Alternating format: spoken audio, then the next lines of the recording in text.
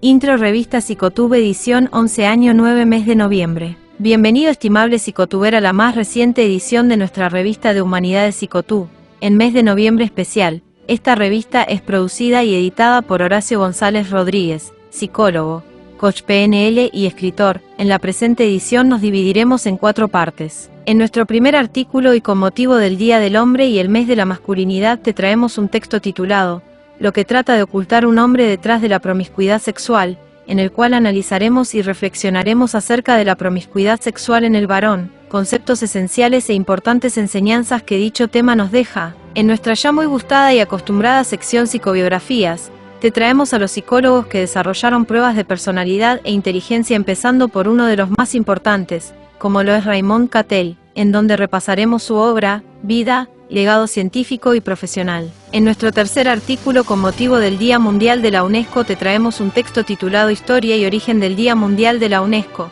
En nuestro cuarto artículo y final te traemos un texto titulado Consejos y recomendaciones para alcanzar una excelente gestión de proyectos. Esto con motivo de dicha celebración del Día de la Gestión de Proyectos, culminando con nuestro acostumbrado cierre de reflexión y comentarios finales.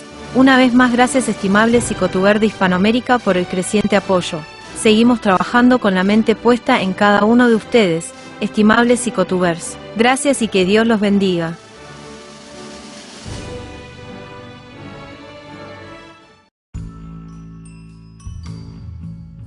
Lo que trata de ocultar un hombre detrás de la promiscuidad sexual. Quisimos traer dicho tema a discusión, ya que como se celebra el mes de la masculinidad y sus respectivas fiestas, pues se dicen muchas cosas de un hombre que puede llegar al extremo de tratar o tener sexo con todo lo que se mueve, portar una mancha o una inseguridad, puede tener que ver con impulsos homosexuales reprimidos, cosas que trata de negar o rechazar de sí mismo, un lado femenino de algo que ha hecho, que hace y que se encuentra tratando de limpiar o ocultar ante sí mismo, un microfalo que sientan que poseen, o disfunciones sexuales relacionadas, como poca erección o eyaculación precoz. He tenido en lo personal amistades que han sido así o son. Antes no solía molestarme, me parecía algo de lo que se podía hacer burla, y aunque nunca he sido de dicha manera, pasó de parecerme algo como de diversión juvenil, a algo que con problemas y trastornos de la personalidad asociados y descubriendo las cosas ocultas de dichas amistades y algunas de las cuales hasta llegué a abandonar para siempre. Lo terminé por odiar, y los que he conocido llegan a buscar gente a su alrededor que les apruebe dichos comportamientos siempre y en todo momento,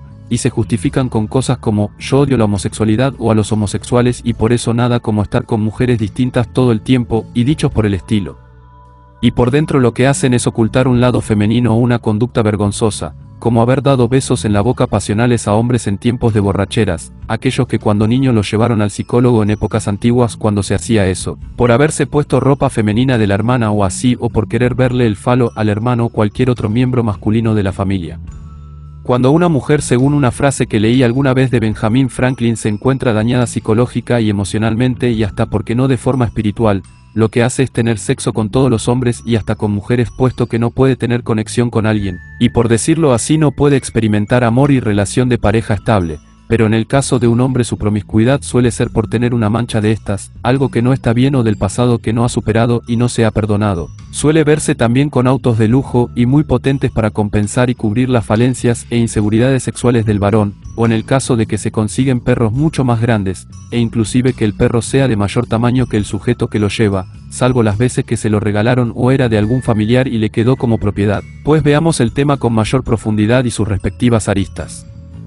Y antes debo mencionar que he visto dicha conducta en amistades con la versión del Edipo masculino que trata de sujetos que buscaban pelearse con tipos que les doblaban la edad, fuerza o estatura y demás. Ambas conductas en mixto, la inseguridad sexual y promiscuidad con dicha violencia del Edipo masculino en bares y fiestas, en diversidad de actividades sociales y hasta porque no de carácter deportivo. Bueno, veamos pues ahora sí. La promiscuidad es un término cargado de connotaciones negativas que a menudo conlleva la pérdida de reputación social y consecuencias graves para la salud de quienes la ejercen. Esta práctica suele relacionarse principalmente con la falta de madurez emocional, la negación a comprometerse y asumir responsabilidades en el ámbito personal, y, a menudo, implica un estigma social para quienes la desempeñan. Precisamente por ello, en el artículo de esta semana vamos a ver cuáles son los principales factores que influyen en el desarrollo de la promiscuidad, sus causas y consecuencias. Según la Organización Mundial de la Salud, la promiscuidad se da cuando alguien mantiene relaciones sexuales con más de 2 personas en un periodo inferior a 6 meses. Es importante señalar que se trata de una definición aproximada, dado que estamos hablando de un fenómeno que no se tolera igualmente en todas las culturas, y que además obedece a otras variables como la edad y el sexo del practicante. Por otro lado, dentro de cada país existen distintos subgrupos cuyos valores pueden diferir de los valores generalmente aceptados por la nación. Factores de riesgo para el desarrollo de la promiscuidad. Todo esto ha dificultado la formulación de una definición exacta del libertinaje, pero lo que sí sabemos con total certeza es que los encuentros sexuales esporádicos con diferentes personas, con frecuencia, son causa de embarazos no planificados y de contagio con graves enfermedades de transmisión sexual, ETS. Y lógicamente, una de las principales causas de la promiscuidad radica en la ignorancia derivada de la falta de información acerca de los riesgos que trae. Por ello, la educación sexual resulta una medida imprescindible para disminuir la probabilidad de esos comportamientos. Dicho esto, parece obvio que la ausencia de comunicación dentro del seno familiar, junto con la falta de afecto y atención parental, sea uno de los principales factores de riesgo para el libertinaje. La represión de los impulsos sexuales, el déficit de autoestima, el deseo de ganarse la aprobación de determinadas personas y la percepción del sexo como algo que nos hace guay, también pueden propiciar la promiscuidad. Y no vamos a pasar por alto la influencia de los programas de televisión o películas que incitan una diversidad sexual desmesurada. Promiscuidad y problemas psicológicos. Como indicamos anteriormente, esta actitud sexual con frecuencia aparece en personas que tienen baja autoestima o dificultades a la hora de establecer relaciones profundas. Pero, además, la promiscuidad puede observarse dentro de algunos cuadros clínicos como el trastorno narcisista y el trastorno límite de personalidad o la fase maníaca del trastorno bipolar. También es habitual en víctimas de abusos sexuales en la infancia, donde la persona acaba percibiendo el sexo como una forma de expresar afecto o se autoconvence que es lo único valioso que puede ofrecer. Consecuencias del libertinaje. Aparte de sorpresas desagradables como el embarazo no deseado o las ETS, la promiscuidad suele tener importantes secuelas psicológicas. Dado que se trata de conductas rechazadas por gran parte de la sociedad, el aislamiento y la soledad son algunas de las consecuencias más habituales. Por otro lado, el impacto negativo en la autoestima facilita la aparición de sentimientos de tristeza, ira, culpa, vergüenza o ansiedad. En definitiva, la promiscuidad con frecuencia conlleva una pérdida de respeto por uno mismo y suele ser incompatible con el bienestar emocional y físico. Link fuente, http://esferapsicologosmadrid.com/blog/promiscuidad-causas-y-consecuencias/ síntomas. Algunos signos de que posiblemente tengas el comportamiento sexual compulsivo son los siguientes. Tienes fantasías sexuales reiteradas e intensas, impulsos y comportamientos que consumen gran parte de tu tiempo y parecen ser imposibles de controlar. Sientes la necesidad o tienes un impulso frecuente por llevar a cabo determinados comportamientos sexuales y luego experimentas un alivio de la tensión, pero también sientes culpa o un profundo pesar. Has intentado sin éxito reducir o controlar tus fantasías sexuales, impulsos o comportamientos. Usas el comportamiento sexual compulsivo como una vía de escape a otros problemas, como la soledad, la depresión, la ansiedad o el estrés. Sigues teniendo comportamientos sexuales a pesar de que te causen graves problemas, como la posibilidad de contagiar o contraer una infección de transmisión sexual, perder relaciones importantes y tener problemas en el trabajo, problemas financieros o legales. Puedes tener dificultad para establecer y mantener relaciones interpersonales saludables y duraderas. Link fuente, http://3/diseases-compulsive-sexual-behavior-sim-sick-causes-sic-20360434. La promiscuidad sexual en hombres, entendida como la tendencia a tener múltiples parejas sexuales de forma casual o sin una relación comprometida, es un comportamiento que puede estar motivado por diversas causas y tiene varias características y consecuencias. A continuación, se abordan cada uno de estos aspectos. Definición. La promiscuidad sexual en hombres se define como la práctica de mantener relaciones sexuales con varias personas, a menudo de manera casual, frecuente y sin establecer un vínculo duradero. Este comportamiento puede tener diferentes motivaciones y significados según el contexto social, cultural e individual, y no necesariamente implica un desorden clínico. Características. Alta frecuencia de parejas sexuales. Los hombres promiscuos suelen tener un número elevado de parejas sexuales a lo largo del tiempo. Relaciones sin compromiso. Las relaciones suelen ser ocasionales, sin expectativas de continuidad ni exclusividad emocional. Impulsividad sexual. Suelen tener una mayor tendencia a actuar por impulso en cuestiones sexuales. Baja vinculación emocional. En general, estos hombres experimentan una menor necesidad de intimidad o apego emocional en sus relaciones. Percepción social. La promiscuidad puede ser vista de distintas maneras dependiendo del contexto social, y puede ser reforzada o penalizada según los valores de cada sociedad. Causas. Factores biológicos. Algunos estudios sugieren que ciertos rasgos, como niveles elevados de testosterona, pueden estar relacionados con una mayor actividad sexual y la búsqueda de múltiples parejas.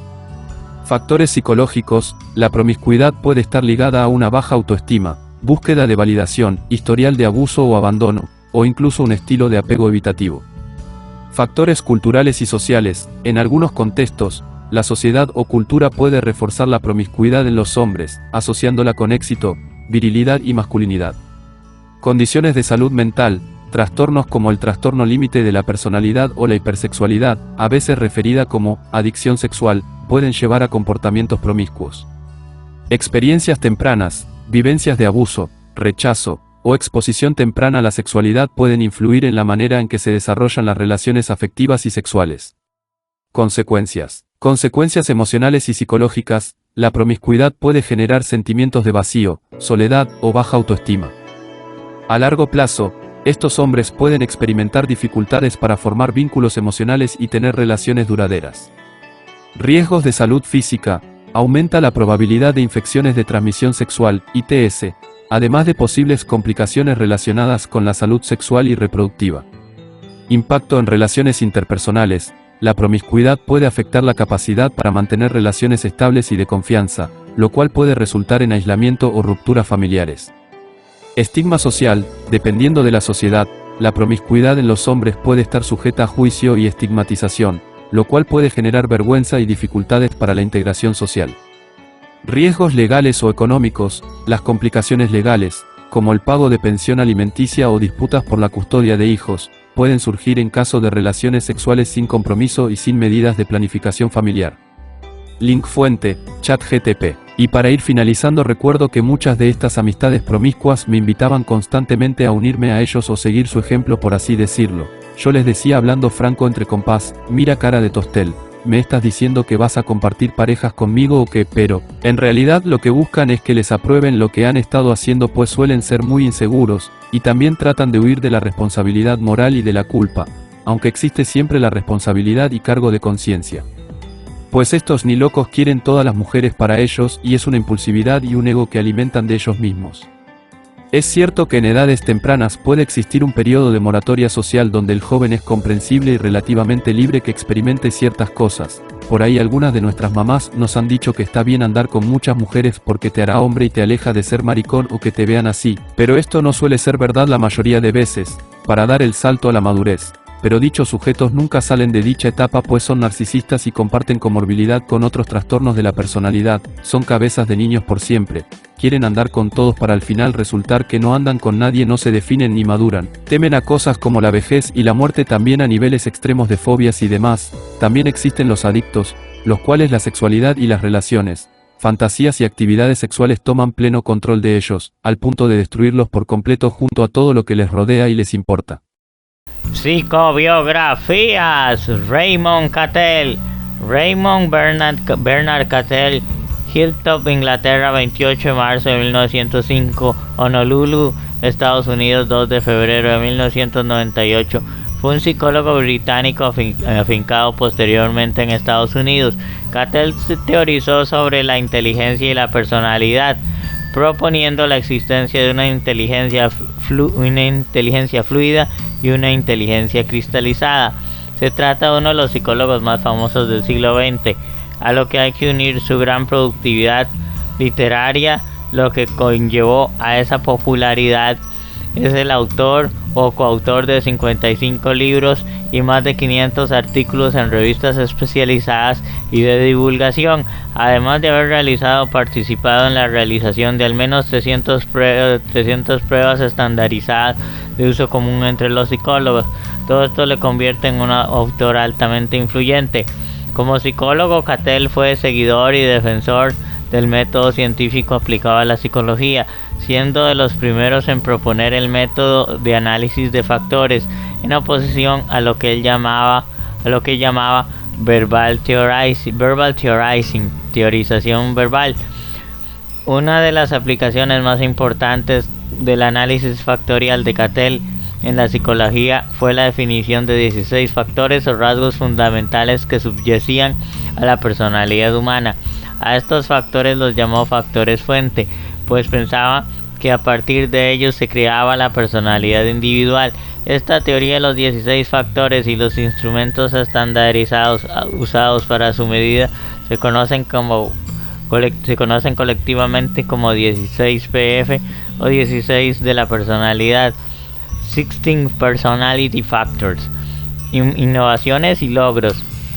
La investigación de Cattell se centró principalmente en la personalidad, las habilidades, las motivaciones y los métodos innovadores de investigación multivariante y el análisis estadístico, especialmente sus numerosos refinamientos de la metodología de análisis factorial exploratorio.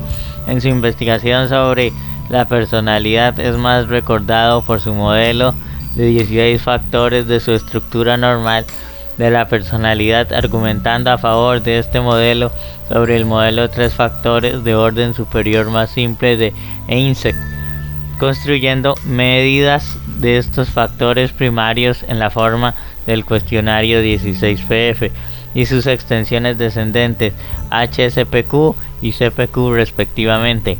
Fue el primero en proponer el modelo jerárquico y multinivel de la personalidad, con los numerosos factores primarios básicos en el primer nivel y los factores de segundo orden menos amplios. Fue un estrato superior de la organización de la personalidad. Estos constructos de rasgos globales son los precursores del actualmente popular modelo de los 5 grandes rasgos FFM de la personalidad. Las investigaciones de Cattell condujeron a otros avances como la distinción entre medidas de estado y de rasgo. Por ejemplo, la ansiedad de estado-rasgo, que van en un continuo desde los estados emocionales transitorios inmediatos, pasando por los estados de ánimo de acción más prolongada. Los rasgos motivacionales dinámicos y también los rasgos de personalidad relativamente duraderos. Cattell también realizó estudios empíricos sobre los cambios en el desarrollo de los constructos de rasgos de personalidad a lo largo de la vida. En el ámbito de las capacidades cognitivas, Cattell investigó una amplia gama de capacidades, pero es más conocido por la distinción entre las inteligencias fluida y cristalizada. Distinguió entre las capacidades cognitivas abstractas, adaptativas y de influencia biológica, que denominó inteligencia fluida, y la capacidad aplicada basada en la experiencia y potenciada por el aprendizaje, que dominó inteligencia cristalizada. Así, por ejemplo, un mecánico que ha trabajado en motores de avión durante 30 años podría tener una gran cantidad de conocimientos cristalizados sobre el funcionamiento de estos motores, mientras que un joven ingeniero nuevo con más inteligencia fluida podría centrarse más en la teoría del funcionamiento del motor. Y estos dos tipos de capacidades podrían complementarse y trabajar juntos para lograr un objetivo. Como base para la distinción, Cattell desarrolló un modelo de inversión de la capacidad, argumentando que la capacidad cristalizada surgía de la inversión de la capacidad fluida en un tema de conocimiento concreto.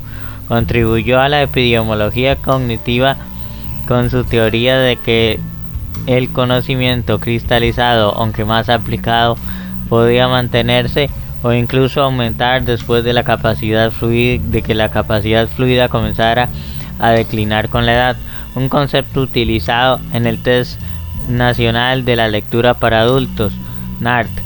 Cattell construyó una serie de pruebas de capacidad, incluyendo la batería de capacidades completas, CAP, que proporciona medidas de 20 capacidades primarias, y el Culture Fair Intelligence Test, CFIT, que fue diseñado para proporcionar una medida de inteligencia completamente no verbal, como la que ahora se ven en los Ravens. Las escalas de inteligencia de Culture-Fair pretendían minimizar la influencia de los antecedentes culturales o educativos en los resultados de los test de inteligencia. En cuanto a la metodología estadística, en 1960 Cattell fundó la Sociedad de Psicología Experimental Multivariada, SMEP, y su revista Multivariety Behavioral Research, con el fin de reunir y fomentar y apoyar a los científicos interesados en la investigación multivariada. Fue un usuario temprano y frecuente del análisis factorial, un procedimiento estadístico para encontrar factores subyacentes en los datos. Cattell también desarrolló nuevas técnicas de análisis factorial, por ejemplo, al inventar la prueba SCREE, que utiliza la curva de raíces latentes para juzgar el número óptimo de factores a extraer. También desarrolló un nuevo procedimiento de rotación para el análisis factorial, el Procrus test, o rotación no ortogonal, diseñado para que los propios datos determinen la mejor ubicación de los factores en lugar de requerir factores ortogonales. Otras funciones incluyen el coeficiente de similitud de perfiles, que tienen en cuenta la forma, la dispersión y el nivel de dos perfiles de puntuación. El análisis factorial de la técnica P, basado en las mediciones repetidas de un solo individuo, muestreo de variables en lugar de muestreo de personas. El análisis factorial de la técnica DR, para dilucidar las dimensiones del cambio, incluidos los estados emocionales transitorios y los estados de ánimo de mayor duración. El programa Taxonom, para determinar el número y el contenido de los conglomerados en un conjunto de datos. El programa Rotoplot, para obtener soluciones de patrones factoriales en una estructura simple máxima. Además, propuso el cálculo dinámico para evaluar los intereses y la motivación, el cuadro de relaciones y datos básicos, que evalúa las dimensiones de los diseños experimentales, el consumo de la sintalidad de grupo, personalidad de un grupo, la teoría triádica de las capacidades cognitivas, la tabla de análisis de dimensión de la capacidad ADAC y el análisis de varianza abstracto múltiple MAVA, con ecuaciones de especificación para plasmar las variables genéticas y ambientales y sus interacciones. Opiniones sobre la raza y la eugenesia. William H. Tucker, psicólogo, y Barry Mehler han criticado a Cattell basándose en sus escritos sobre evolución y sistemas políticos. Argumentan que a lo largo de su vida Cattell se adhirió a una mezcla de eugenesia y una nueva religión de su invención, que finalmente denominó beyondismo, y que propuso como una nueva moral desde la ciencia. Tucker también señala que Cattell agradeció a los prominentes ideólogos neonazis y supremacistas blancos Roger Pearson, Wilmot Robertson, Revilo P. Oliver en el prefacio de su Más Allá, y que un boletín de noticias del Más Allá en el que Cattell participaba reseñó favorablemente el libro de Robertson, El etnoestado. Cattell afirma que era necesaria una diversidad de grupos culturales para permitir esa evolución. Cattell especulaba sobre la selección natural, basada tanto en la separación de los grupos como en la restricción de la ayuda externa a los grupos fracasados de los exitosos. Esto incluía la defensa de medidas educativas y el control voluntario de la natalidad, es decir, separando los grupos y limitando el crecimiento excesivo de los grupos fracasados. John Hillis, biógrafo de Cattell, ha argumentado que aunque algunos puntos de vista de Cattell son controvertidos, Tucker y Mehler han exagerado, tergiversado sus puntos de vista, sacando citas fuera de contexto y remitiéndose a escritos obsoletos. Margarita Lutz, del 2008, página 136, también dice que fue sacado de contexto por sus críticos. Lutz dice que los puntos de vista que desarrolló en la década de 1930 eran comunes entre sus contemporáneos, cuando las creencias en las diferencias raciales estaban muy extendidas y no deben ser distorsionados al juzgarlos según estándares actuales. Las observaciones científicas generales no deben leerse como declaraciones morales personales. En 1997, Cattell fue elegido por la American Psychological Association, APA, para su premio Medalla de Oro a la trayectoria en la ciencia de la psicología. Antes de la entrega de la medalla, Meller lanzó una campaña publicitaria contra Cattell a través de su fundación sin ánimo de lucro ISAR, acusando a Cattell de simpatizar con ideas racistas y fascistas. Meller afirmó que es inconcebible honrar a este hombre cuyo trabajo ayuda a dignificar las ideas políticas más destructivas del siglo XX. La FBI convocó un comité de expertos para investigar la legitimidad de las acusaciones antes de que el comité tomara una decisión. Cattell publicó una carta abierta al comité en el que decía: "Creo en la igualdad de oportunidades para todas las personas y aborrezco el racismo y la discriminación por motivos de raza. Cualquier otra creencia sería contraria al trabajo de mi vida", y afirmaba que es lamentable que el anuncio de la APA haya dado mucha publicidad a las declaraciones de críticos equivocados. Cattell rechazó el premio, retirando su nombre de la consideración, y el comité se disolvió. Cattell murió meses después a la edad de 92 años. En 1984, Cattell dijo que lo único razonable es no comprometerse con la cuestión de la raza. No es el tema central y sería un gran error desviarse hacia todos los trastornos emocionales que se producen en las discusiones sobre las diferencias raciales. Deberíamos ser muy cuidadosos para disociar la eugenesia de ello. La verdadera preocupación de la eugenesia debería ser con las diferencias individuales. Richard L. Gorsuch 1997 escribió en una carta a la American Psychological Foundation, párrafo 4, que la acusación de racismo está a 180 grados fuera de lugar. Cattell fue el primero en cuestionar el sesgo racial en los test y en intentar reducir ese problema. Trayectoria académica profesional de Raymond Cattell. Raymond Cattell inició su formación académica en química en la Universidad de Londres, donde se destacó y obtuvo su doctorado en 1929. Sin embargo, su camino académico tomó un giro significativo hacia la psicología, despertando su interés mientras trabajaba bajo la dirección de C. Sperman en la Clínica de Orientación Infantil de Leicester desde 1932 hasta 1937. La transición a la psicología marcó el comienzo de una carrera notable. En 1937 se trasladó a Nueva York, donde dedicó su tiempo a investigar y contribuir al campo psicológico. A lo largo de su trayectoria ocupó puestos académicos en prestigiosas universidades como las universidades de Harvard, Clark y Burke, consolidando su reputación como un experto en psicometría y personalidad.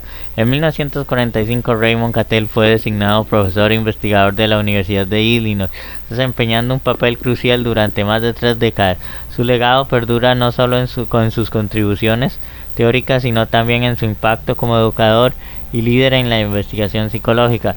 Este segmento explorará con mayor detalle su evolución académica y las colaboraciones que marcaron su distinguida carrera. Desarrollando el modelo 16 factores de la personalidad, Raymond Cattell dejó una huella indeleble en la psicología con su innovador modelo 16 factores de la personalidad. Este enfoque revolucionario se fundamenta en 2 pilares claves.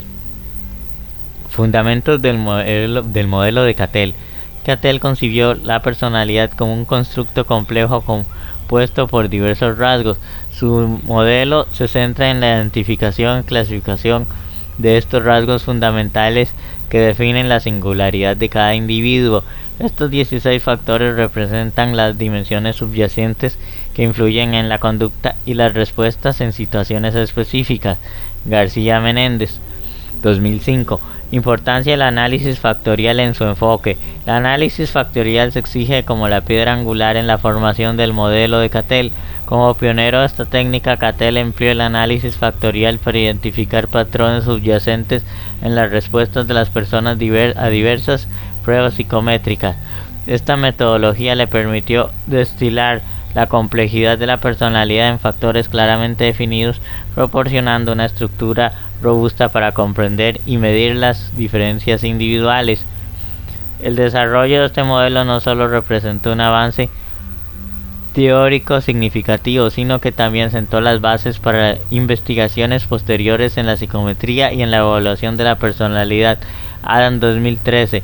La estructura de la personalidad según Cattell. Raymond Cattell, al desarrollar su influyente modelo 16 factores de la personalidad, proporcionó una perspectiva única sobre la estructura de la personalidad y cómo se manifiestan sus componentes. Este enfoque se caracteriza por definición del concepto de la personalidad según Cattell. Cattell concibe la personalidad como un constructo complejo y multifacético. En su visión, la personalidad no era una entidad única, sino más bien un conjunto de rasgos interrelacionados que influyen en el comportamiento de una persona en diversas situaciones. Estos rasgos constituyen la esencia misma de la personalidad, y Cattell sostiene que la clave para predecir cómo un individuo se comportará en circunstancias específicas. García Menéndez 2005. Descripción de los rasgos como elementos constructivos. En el modelo de Cattell, los rasgos son los elementos que componen la personalidad de un individuo. Cada uno de los 16 factores identificados representa una dimensión específica de la personalidad, abarcando desde características emocionales hasta patrones del comportamiento observable. Estos rasgos no solo describen el comportamiento general, sino que también proporcionan un marco para comprender las diferencias individuales en la expresión de la personalidad. Este enfoque estructural de la personalidad, según Cattell, ha influido profundamente en la forma en que los profesionales de salud mental comprenden y abordan la diversidad de la personalidad humana. Objetivo y método de clasificación de las conductas de Cattell. Raymond Cattell, al abordar la clasificación de conductas, estableció objetivos claros y empleó un método distintivo basado en el análisis factorial. Este enfoque se desglosa en dos aspectos esenciales. Uso del análisis factorial en la clasificación. Cattell se distingue por ser un pionero en la aplicación del análisis factorial en psicología. Utilizó esta técnica estadística avanzada para descomponer y examinar las complejidades de las respuestas de las personas en diversas pruebas psicométricas.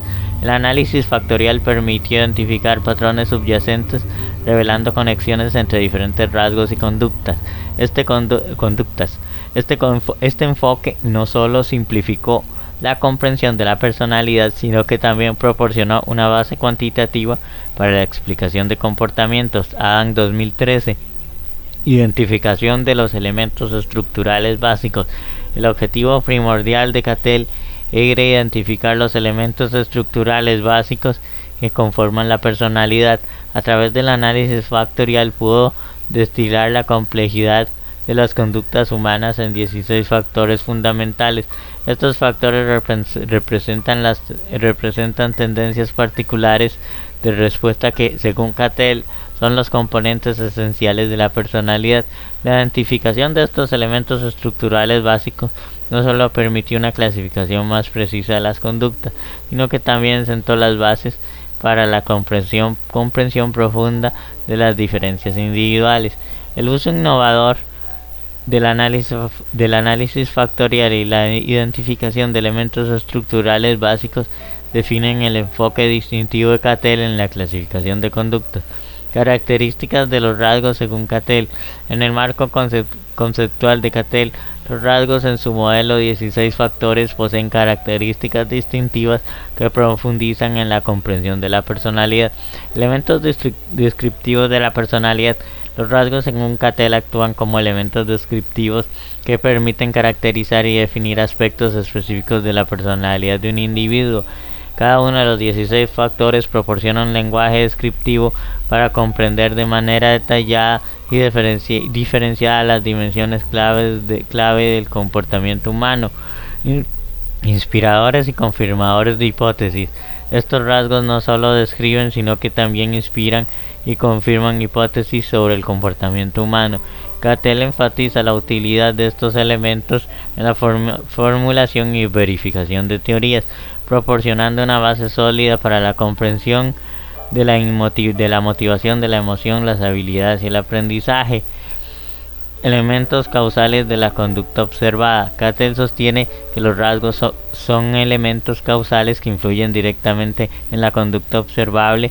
Identificar patrones consistentes a través de diferentes situaciones.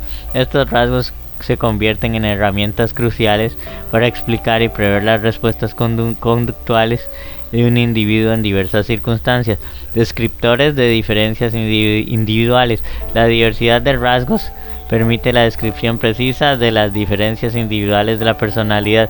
Cattell reconoce que cada individuo exhibe intensidades variables de estos rasgos, lo que contribuye a la singularidad de la personalidad. Utilidad en la elaboración de teorías.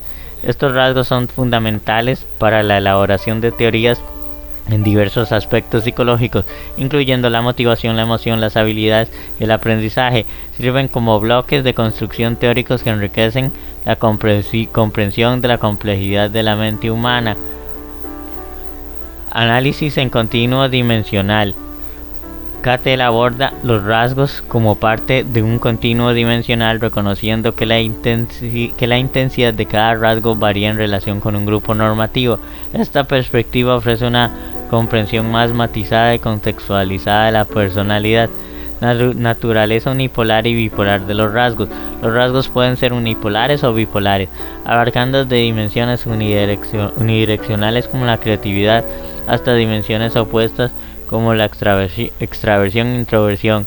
Esta diversidad conceptual enriquece la capacidad de los rasgos para captar la complejidad de la personalidad. Momentos innatos, mayormente innatos y heredados. Cattell sugiere que estos rasgos en su mayoría son innatos y heredados, destacando la influencia tanto de la genética como el ambiente en la formación de la personalidad. Estas características proporcionan un marco integral para entender cómo con los rasgos, según Cattell, no solo describen la personalidad, sino que también desempeñan un papel fundamental en la formación teórica y la explicación de la variabilidad individual en la conducta. Aplicaciones prácticas de la teoría de Cattell. La teoría de Cattell, con su modelo de 16 factores de la personalidad, no solo ofrece una base teórica sólida, sino que también tiene aplicaciones prácticas significativas, especialmente en el ámbito de la salud mental. Algunas de estas aplicaciones incluyen utilidad en la elaboración de teorías sobre motivación, emoción y habilidades. La teoría de Cattell proporciona un marco conceptual valioso para la elaboración de las teorías en áreas fundamentales como la motivación, la emoción y las habilidades. Al identificar y clasificar los rasgos que constituyen la personalidad, se facilita la comprensión de los impulsos motivacionales, los patrones emocionales y las habilidades particulares de un individuo. Esta información es esencial para diseñar intervenciones y estrategias terapéuticas personalizadas. Enfoque en la diferenciación individual y su relevancia en la práctica clínica. La teoría de Cattell se destaca por su enfoque en la diferenciación individual. Al reconocer y describir las diferencias únicas en la intensidad de los rasgos de personalidad, proporciona a los profesionales de la salud mental herramientas valiosas para adaptar tratamientos a las necesidades específicas de cada individuo. Este enfoque personalizado mejora la eficacia de las intervenciones clínicas, permitiendo una comprensión más profunda de las motivaciones, emociones y habilidades de los pacientes. Guía para la evaluación psicológica y planificación terapéutica. La teoría de Cattell sirve como una guía integral para la evaluación psicológica y la planificación terapéutica. Los profesionales pueden utilizar los factores identificados para comprender la personalidad del individuo, identificar áreas de fortaleza y debilidad y diseñar estrategias terapéuticas adaptadas a las necesidades específicas de cada paciente. Mejora en la comunicación terapéutica. Al comprender los factores de personalidad según la teoría de Cattell, los terapeutas pueden mejorar la comunicación terapéutica. La identificación de rasgos facilita una conexión más profunda con los pacientes, permitiendo una comunicación más efectiva y empática. Prevención de conflictos y mejora de relaciones. La teoría de Cattell también puede aplicarse en la prevención de conflictos y la mejora de relaciones interpersonales. Al entender los rasgos de la personalidad de los individuos, se pueden anticipar posibles conflictos y formar una comunicación más armoniosa y en diversos entornos, desde relaciones familiares hasta dinámicas de trabajo. Link fuente: https://mentalstab.com/Raymond Cattell, biografía y sus teorías sobre la personalidad, y Wikipedia. Y listo. Si continúen con más de la revista Psicotube, los dejamos y para que puedan continuar y que disfruten y suscriben y comentan y etcétera. Así que chao, hasta pronto, seguimos. Historia y origen del Día Mundial de la UNESCO. Desde Auckland a Amán, desde Nueva York hasta Yamena, queremos que los niños se movilicen en sus escuelas y sus comunidades para ayudar a enviar un mensaje que ayude a salvar vidas, a luchar por sus derechos, para que puedan desarrollar todo su potencial. Justin Forsyth, director ejecutivo adjunto de UNICEF. El 4 de noviembre de cada año se celebra el Día de la Organización de las Naciones Unidas para la Educación, la Ciencia y la Cultura, UNESCO, tratándose de una ocasión para afirmar todos y cada uno de los logros conseguidos por la mencionada organización. La visión fundadora de la UNESCO nació en respuesta a la Segunda Guerra Mundial, un suceso histórico marcado por la violencia racista y antisemita. Al finalizar el conflicto armado, los gobiernos de los países europeos que enfrentaron a la Alemania nazi y a sus aliados se reunieron en Inglaterra para establecer una organización de fomento educativo y cultural, contribuyendo en la medida de lo posible a una verdadera cultura de paz mundial. Así, en noviembre de 1945 se celebró en Londres una conferencia de las Naciones Unidas. Con el impulso de Francia y Gran Bretaña, ambos países considerablemente afectados por el conflicto, la UNESCO entró en funciones el 4 de noviembre de 1946 con el apoyo de 37 estados, entre ellos, México. Al final de la conferencia, estos 37 gobiernos firmaron la Constitución que marcó el origen de la UNESCO. Dicho documento entró en vigor en noviembre de 1946 después de ser ratificado por 20 países. Respecto a la educación y la ciencia, este organismo asigna particular prioridad a la erradicación del analfabetismo. Su principal objetivo es que ningún niño deba permanecer al margen de la educación básica. En cuanto a la materia de comunicación y cultura, la UNESCO promociona la libre circulación de las ideas por medios audiovisuales y fomenta la libertad de prensa, así como la preservación de las entidades culturales.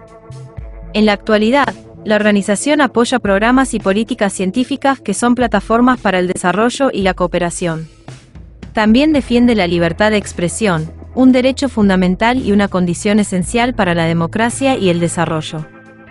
De igual forma, la UNESCO ayuda a los diversos países a adoptar normas internacionales y gestiona programas que promueven la libre circulación de las ideas y el intercambio de conocimientos. Desde la fundación de la UNESCO, México ha tenido un papel fundamental ya que fue uno de los 14 países en formar la primera comisión provisional y el 7º país en firmar el acta constitutiva. Por otro lado, México también cuenta con más de 500 escuelas incorporadas a la red del Plan de Escuelas Asociadas a la UNESCO y 20 cátedras UNESCO. Aunado a ello, México es depositario de una vasta diversidad cultural y patrimonial que la UNESCO ha reconocido y al que ha prestado sus mejores servicios para su salvaguarda. México ha inscrito 33 sitios culturales, naturales y mixtos en la lista del Patrimonio Mundial.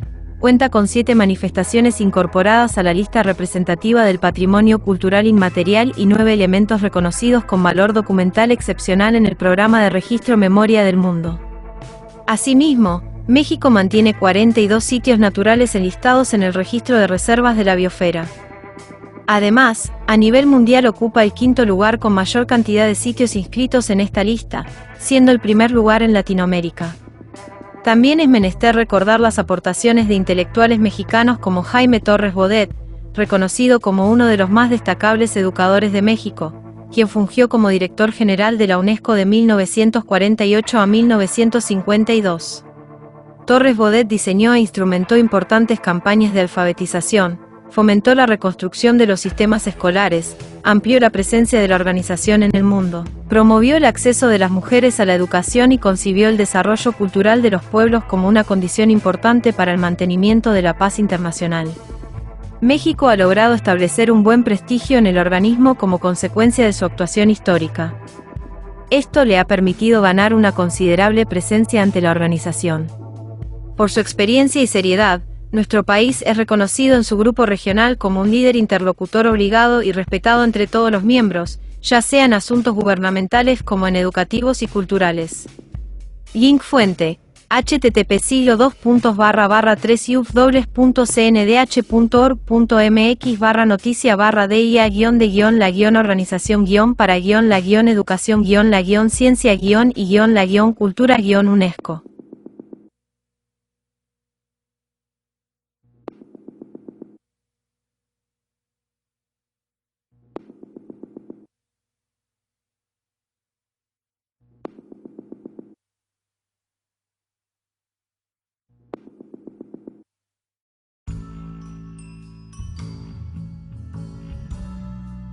Consejos y recomendaciones para alcanzar una excelente gestión de proyectos. Con motivo de la celebración dentro del presente mes del Día de la Gestión de Proyectos, te traemos los consejos y recomendaciones para alcanzar una excelente labor y desempeño en cuanto a gestión de proyectos se refiere.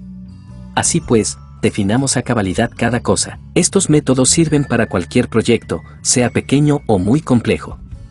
Por otro lado, pueden ser implementados en los procesos de cualquier departamento, del marketing a las ventas. En esta oportunidad, te enseñaremos no solamente qué es en realidad la gestión de proyectos, sino sus etapas, metodologías, ventajas de aplicarlo y las herramientas más populares que existen para ejecutarlo. ¿Qué es la gestión de proyectos? Este enfoque metódico se orienta en la estimación, administración y cumplimiento de los objetivos específicos, medibles, alcanzables y realistas para la realización de tareas dentro de una organización.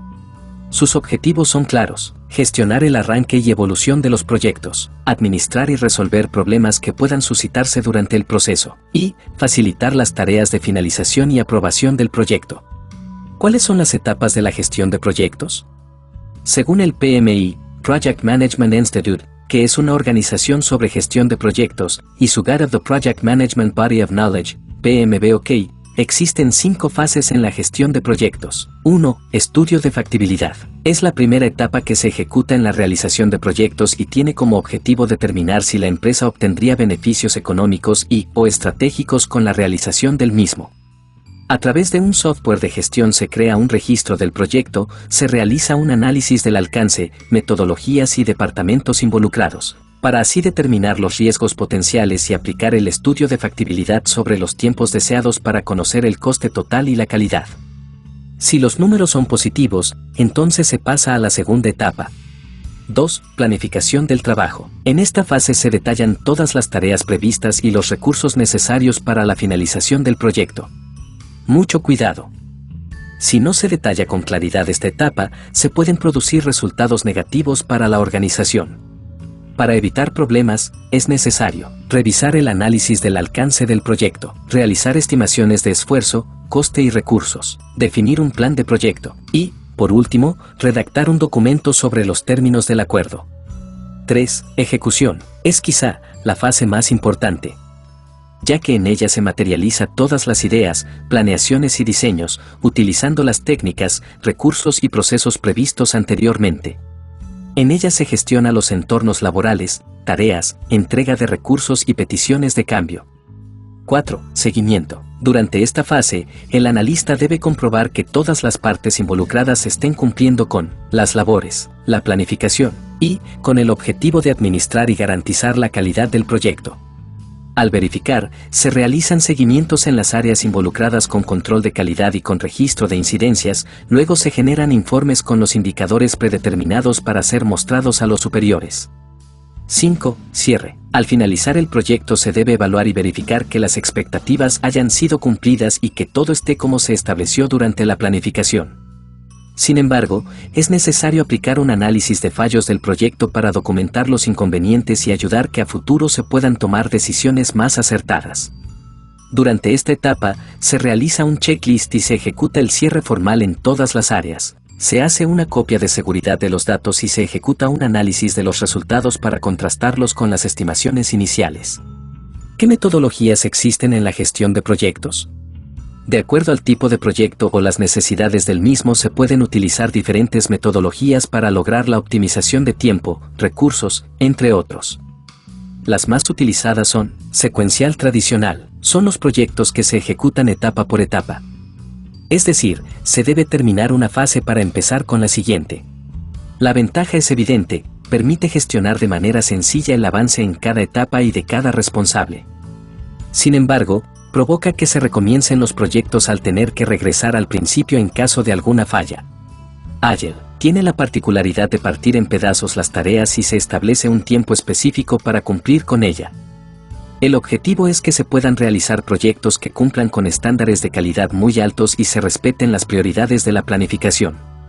Asimismo, contribuye a la aceleración de las actividades, aumento de la productividad y mayor compromiso de las partes. Gestión de cambio. Esta metodología permite centrarse en la gestión del cambio dentro del proyecto, con especial enfoque hacia la planificación de los riesgos y aprovechando el cambio cuando se produce. En ellos es posible determinar los posibles riesgos fuera del alcance del proyecto y ofrecer técnicas de gestión de cambio masivo para avanzar hacia la finalización del mismo. Ventajas de la gestión de proyectos. Si combinamos la gestión de proyectos junto con la transformación digital dentro de una empresa, los beneficios que pueden traer son innumerables. Sin embargo, podemos nombrar los más relevantes. Optimiza los flujos de trabajo, mejora el trabajo en equipo, aumenta la comunicación constante con las diferentes áreas productivas, incrementa el flujo de datos relevantes entre departamentos, prevé cuellos de botellas y rutas críticas, abarata costos y crea presupuestos adicionales según los escenarios, posibilita el seguimiento y gestión con respecto a la proyección, reúne datos para proyectos futuros, administra los recursos, optimiza la resolución de inconvenientes, entrega datos en tiempo real. La evolución de la tecnología permite a las empresas gestionar proyectos utilizando técnicas prediseñadas y metodologías útiles en cada caso. ¿Cuáles herramientas existen para la gestión de proyectos? La gestión de proyectos, con el objetivo de minimizar o evitar errores y aumentar la productividad, se apoya en herramientas.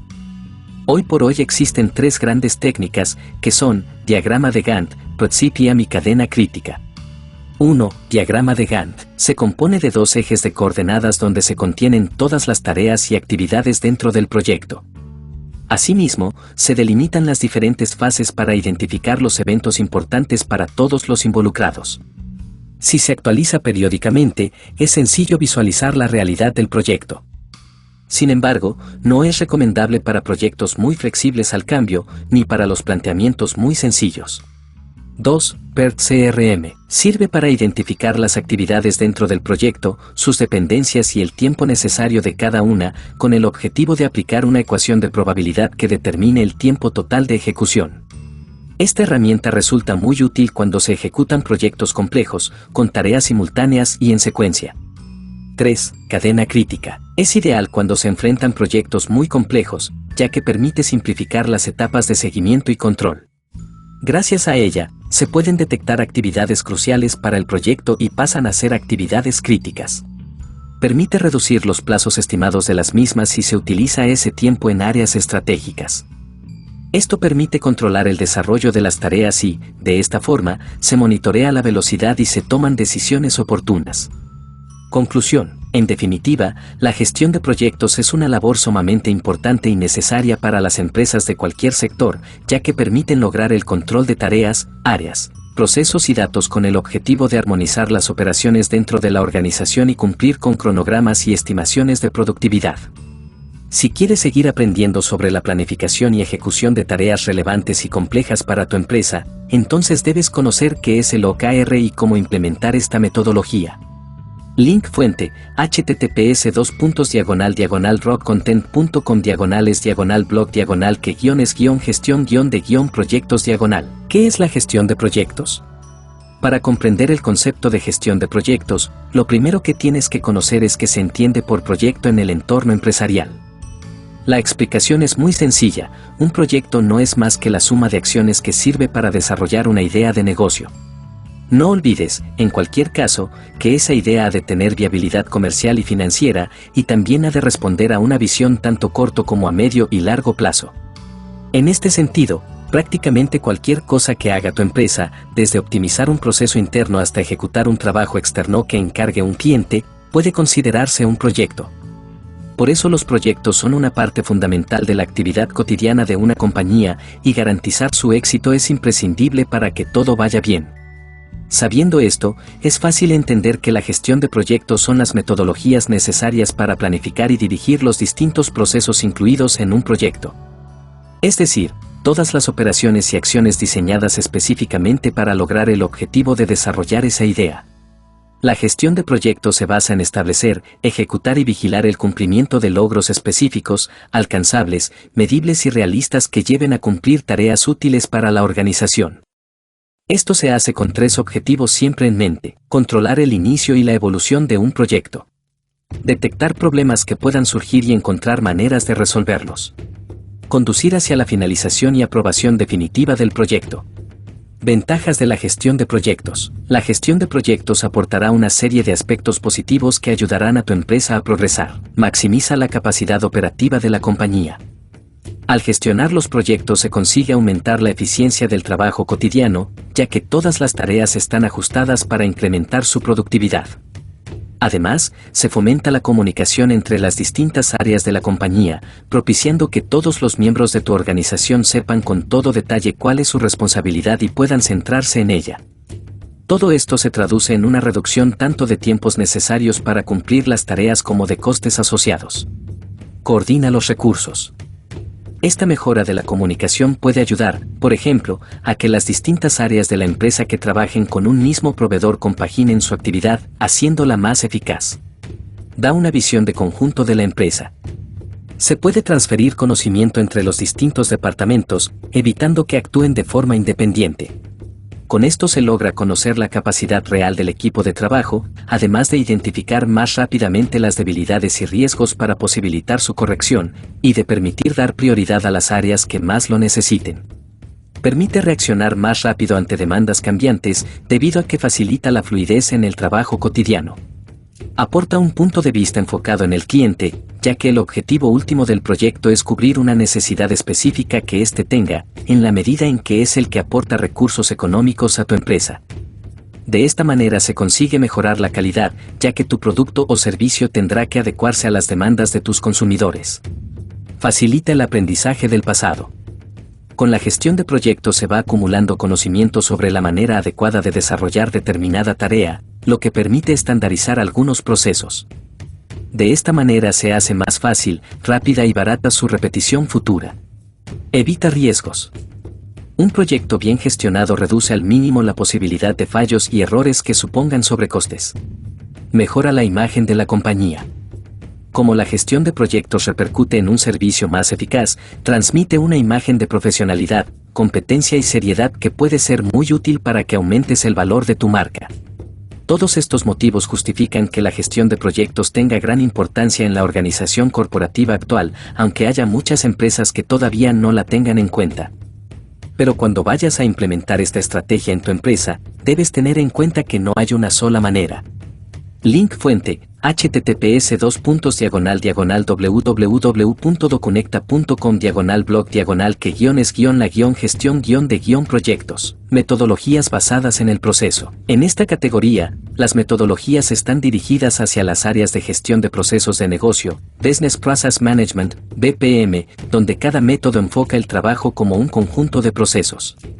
Las metodologías dentro de esta categoría son Lean Manufacturing, centrado en la simplificación y reducción de los desperdicios; Six Sigma, también conocida como Six Sigma, se basa en estadísticas para mejorar la calidad de un proceso al medir los defectos o errores presentes y reducirlo hasta que esté lo más cerca posible a cero. Lean Six Sigma combina el enfoque minimalista de Lean sin desperdicio y la mejora de la calidad de Six Sigma cero defectos, y Process Based Project Management o gestión de proyectos basado en procesos. Alinea todos los objetivos del proyecto con la misión y los valores corporativos de una empresa. Otras metodologías. En esta categoría se encuentran aquellas metodologías que, aun siendo importantes, no encajan dentro de las categorías anteriores. Estas metodologías son Prince2 y PRISM. La primera, Prince2, Project and Controlled Environments o proyectos en ambientes controlados, en español, administra proyectos y se caracteriza por un enfoque de planificación basado en productos. La metodología PRISM, Projects Integrating Sustainable Methods o proyectos integración de métodos sostenibles en español, tiene como objetivo gestionar el cambio a la vez que incorpora sostenibilidad ambiental en sus procesos. ¿Qué sistemas de gestión de proyectos hay en el mercado? Hoy en día se pueden encontrar sistemas de gestión de proyectos dentro de un ERP y sistemas de gestión de proyectos independientes. Si una empresa no tiene proyectos muy complejos y quiere poder tener automáticamente datos de otros módulos en el gestor de proyectos, elegirá un sistema ERP con gestión de proyectos. Sin embargo, estos suelen requerir ciertas personalizaciones para que se ajuste a la forma de trabajar de la empresa. Dentro de la guía ERP se encuentran las distintas formas en las que se pueden registrar un proyecto y su progreso en un sistema ERP. En cambio, si una empresa realiza proyectos complejos, puede ser que el módulo de gestión de proyectos del ERP no sea suficiente. En este caso, necesitará un sistema especializado. Estos sistemas no necesitan tanta personalización, pero suelen costar más dinero y no se integran fácilmente con el ERP para obtener datos. Aparte de si el gestor de proyectos es independiente o está dentro del ERP, también hay que fijarse en otros factores. Por ejemplo, hay sistemas que están desarrollados para seguir ciertos tipos de metodologías de proyectos, como Kanban, Scrum, Agile, Lean. Por tanto, la empresa que quiera contratar este tipo de sistemas debe comprobar que el software que escoja siga también su metodología de trabajo. Si no, la empresa no podría trabajar de forma ágil o tendría que hacerle muchas personalizaciones al software, incrementando así su coste. Los sistemas de gestión de proyectos suelen incluir las siguientes funcionalidades: planificación y programación de proyectos, gestión de recursos, colaboración en equipo, seguimiento del proyecto, cronograma, gestión del presupuesto del proyecto, gestión de cotizaciones, informes ICPIs. Costes de un sistema de gestión de proyectos. El coste de un sistema de gestión de proyectos depende de varios factores: si es un sistema especializado o un módulo dentro del ERP, las licencias, el alojamiento, nube o local, la cantidad de funcionalidades, entre otras. Existen soluciones gratuitas online, pero estas solo ofrecen la posibilidad de crear tareas y asignar quién debe hacerla y cuándo. Sin embargo, no permiten tener una visión general de cómo va el proyecto.